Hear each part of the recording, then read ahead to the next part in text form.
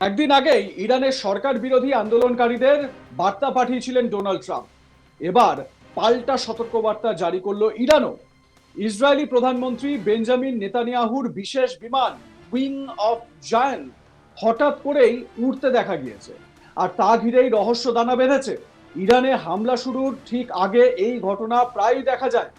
অন্যদিকে আমেরিকা কাতারে অবস্থিত তাদের বৃহত্তম সামরিক ঘাঁটি থেকে কর্মীদের প্রত্যাহারের নির্দেশ দিয়েছে। এদিকে ইরান সতর্ক করে দিয়েছে যে হামলার ঘটনা ঘটলে তারা আমেরিকার ঘাঁটিগুলিকে লক্ষ্যবস্তু করবে। তবে প্রশ্ন উঠছে, 24 ঘন্টায় ইরানে কি হামলা চালিয়ে খামেনিকে তুলে আনবে ট্রাম্প, ঠিক যেরকম ভেনেজুয়েলার প্রেসিডেন্টের ক্ষেত্রে করেছিল? আমেরিকার প্রেসিডেন্ট ডোনাল্ড ট্রাম্প রাতের অন্ধকারেই বেশি হামলা চালাতে পছন্দ করেন। ভেনেজুয়েলার প্রেসিডেন্ট নিকোলাস মাদুরোকে রাতের অন্ধকারেই তো অপহরণ করে দেশে এনেছিলেন, মানে আমেরিকায় নিয়ে এসেছিলেন ট্রাম্প। এবার সেই পথেই কি হাঁটতে চলেছেন তিনি? ইরানের জন্য কি একই ছক কষছে আমেরিকা? এই প্রশ্নই এখন সর্বত্র ঘোরাফেরা করছে। প্রেসিডেন্ট ট্রাম্পকে হামলার ব্লুপ্রিন্ট দেখিয়েছে আমেরিকার সেনা।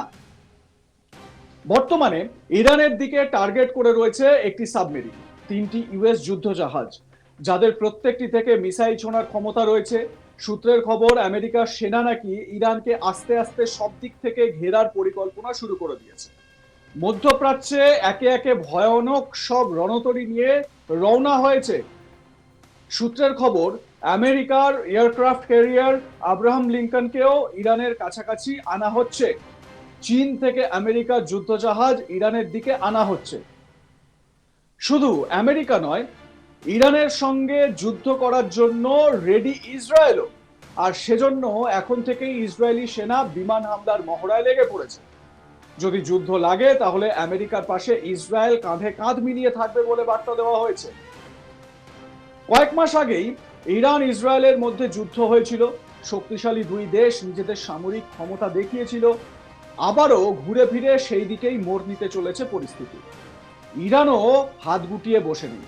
যুদ্ধের আঁচ পেয়েই তারাও তাদের দেশের সেনাকে প্রস্তুত থাকতে বলেছে। ইরানে এখন যুদ্ধকালীন তৎপরতা তুঙ্গে। আমেরিকার হামলার আশঙ্কায় ইরান ইতিমধ্যেই নিজেদের এয়ার স্পেস পুরোপুরি বন্ধ করে দিয়েছে। আন্তর্জাতিক কিছু বিমানের ওঠানামা ছাড়া ইরানের আকাশ সীমায় কোনো কিছু উঠতে পারবে না। আমেরিকা ও ইরানের মধ্যে আলোচনার সব রাস্তা এখন বন্ধ। কাতারের আল ওদেদ বিমান ঘাঁটি থেকে কিছু আমেরিকার কর্মীকে সরে যেতে বলা হয়েছে। এটি মধ্যপ্রাচ্যের বৃহত্তম আমেরিকার সামরিক ঘাঁটি হিসেবে পরিচিত। সাধারণত এখানে প্রায় 10,000 ইউএস সেনা মোতায়েন থাকে। এই ঘাঁটিটি সরিয়ে নেওয়া বড় ধরনের যুদ্ধের প্রস্তুতির অংশ হতে পারে বলে মনে করছেন বিশেষজ্ঞরা। ইরান ইতিমধ্যেই উপসাগরীয় দেশগুলিকে সতর্ক করে দিয়েছে যে তারা আমেরিকার ঘাঁটিগুলিকে সরাসরি টার্গেট করবে। গত বছর ইরানের পারমাণবিক ঘাঁটিতে আমেরিকা বিধ্বংসী হামলা চালিয়েছিল, মনে করে দেখুন। নাতানস এবং ফোর্ডো। আমেরিকা দূতাবাস বর্তমানে এই প্রত্যাবাসনের বিষয়ে কোনো আনুষ্ঠানিক মন্তব্য এখনো পর্যন্ত করেনি, মানে এই আক্রমণের বিষয়ে। বিশেষজ্ঞরা মনে করেন এটি কোনো মহড়া বা মহড়ার অংশ নয়। 2025 সালের জুনে ইরানে হামলার আগেও একই রকম শান্তিপূর্ণ পরিস্থিতি লক্ষ্য করা গিয়েছিল। আপনাদের স্মরণে থাকবে, ডোনাল্ড ট্রাম্প একদিন আগেই ইরানে যারা প্রতিবাদী, যারা খামেনির বিরুদ্ধে প্রতিবাদ দেখাচ্ছেন, গর্জে উঠেছেন, তাদের উদ্দেশ্যে বার্তা দিয়েছিলেন যে আপনাদের জন্য সাহায্য পাঠাচ্ছি। এবারে সেই সাহায্য কি? সেই সাহায্য নিশ্চিতভাবে খামেনির প্রশাসনের যে স্ট্র্যাটেজিক জায়গাগুলো, সেই জায়গাগুলোকে অ্যাটাক করা, এবং যেখানে যেখানে সেনা ঘাঁটি রয়েছে সেখানে সেখানে অ্যাটাক করা। কিন্তু এটাও বলে রাখা ভালো, ইরানও কিন্তু ছক কষে রেখেছে। কাতার এবং কুয়েতে আমেরিকার যে দুটি এয়ারবেস রয়েছে, যেখান থেকে সেন্ট্রাল কমান্ড পরিচালনা করে আমেরিকা বা ইউএস সেনা, সেগুলো উড়িয়ে দেওয়ার পরিকল্পনা নিয়ে রেখেছে ইরান। এমনিতেই বিক্ষোভের আগুনে পুড়ছে ইরান। জিনিসপত্রের অস্বাভাবিক মূল্য বৃদ্ধি থেকে শুরু করে ইরানের মুদ্রার ব্যাপক হারে পতন সহ একাধিক ইস্যুতে পথে নেমেছেন ইরানের সাধারণ মানুষ। বিক্ষোভকারীদের নিশানায় ইরানের সর্বোচ্চ নেতা আয়াতোল্লাহ আলী খামেনি। যদিও ইরানের এই স্বতঃস্ফূর্ত বিক্ষোভ দমনে চেষ্টার কোনো কসুর করেনি সরকার। অসমর্থিত সূত্রের খবর, 500-র বেশি বিক্ষোভকারী জানে শেষ হয়ে গিয়েছেন ইরানে। এদিকে ইরানে বিক্ষোভকারীদের উপর হামলা হলে পাল্টা ইরানের উপর প্রত্যাঘাতের হুঁশিয়ারি দিয়েছিলেন আমেরিকার প্রেসিডেন্ট ডোনাল্ড ট্রাম্প। এই একই রকম অসমর্থিত সূত্রের পাওয়া খবর থেকে জানতে পারা যাচ্ছে যে ইরানে 100-র বেশি সেনা সদস্য তাদের মৃত্যু হয়েছে এই সাধারণ মানুষের এই বিক্ষোভের জেরে। তাদের ওপর কিন্তু বিক্ষুব্ধরা তারা তাদের প্রহার নামিয়ে এনেছিলেন, যদিও সেটা অসমর্থিত সূত্রে পাওয়া খবর। ট্রাম্পের হুঁশিয়ারিতে নাকি কাজ হয়েছে বলে জানতে পারা যাচ্ছে। কি রকম কাজ হয়েছে?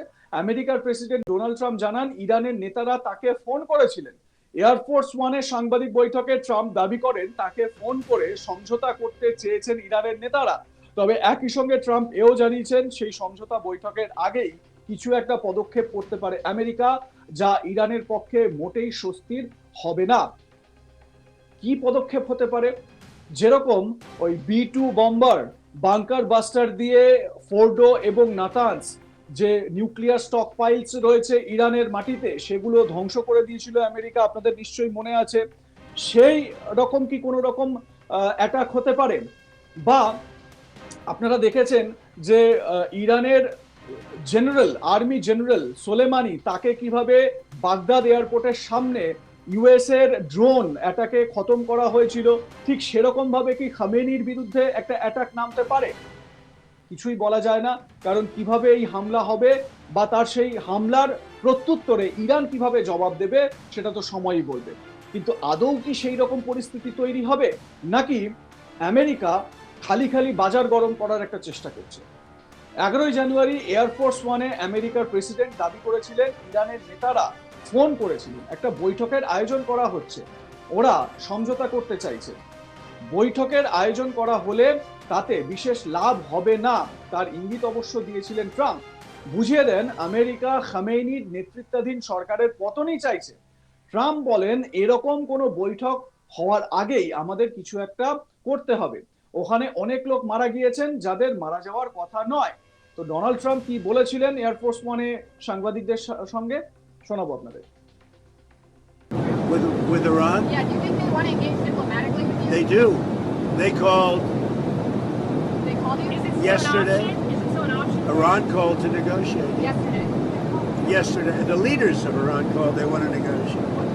I think they're tired of being beat up by the United States. Can you share any details on that call? Iran wants to negotiate. Yes. Negotiate what? We may meet with them. I mean, a meeting is being set up, but we may have to act because of what's happening before the meeting. Right. But a meeting is being set up. Iran called. They want to negotiate. Like comment share করতে ভুলবেন না। দেখতে থাকুন আজ তাক Bangla, subscribe করুন আমাদের YouTube চ্যানেলটি, বেল আইকন প্রেস করুন নোটিফিকেশন পেতে।